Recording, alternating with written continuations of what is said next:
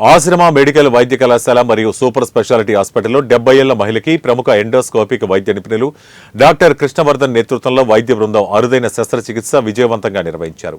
ఇప్పటి వరకు ఎక్కడా ఇటువంటి లాప్రోస్కోపిక్ శస్త్రచికిత్స జరగలేదని, తొలిసారిగా ఏలూరు ఆశ్రమ ఆసుపత్రిలో నిర్వహించామని డాక్టర్ కృష్ణవర్ధన్ తెలిపారు. కర్ణాటకకు చెందిన పావులూరు సత్యవతి అనే మహిళ కొంతకాలంగా కడుపు నొప్పితో బాధపడుతుందని, ఏలూరు సమీపంలో ఉన్న బంధువులు సత్యవతిని ఆశ్రమ్ ఆసుపత్రిలో చేర్పించారని, వైద్యులు ఆమెకు వైద్య పరీక్షలు నిర్వహించి కడుపులో గడ్డ ఉన్నట్లు గుర్తించి వెంటనే ఆమెకు ఆపరేషన్ చేసి గడ్డను తొలగించారని తెలిపారు.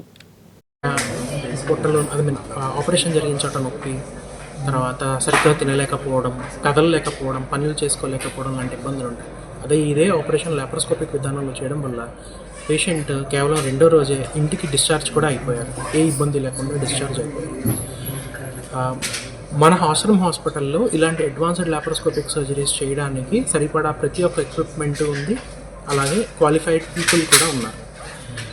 మేము సర్జికల్ గ్యాస్ట్రో విభాగంలో ఆల్ మేజర్ కేసెస్ ఆల్రెడీ చేయడం స్టార్ట్ చేసేసాము.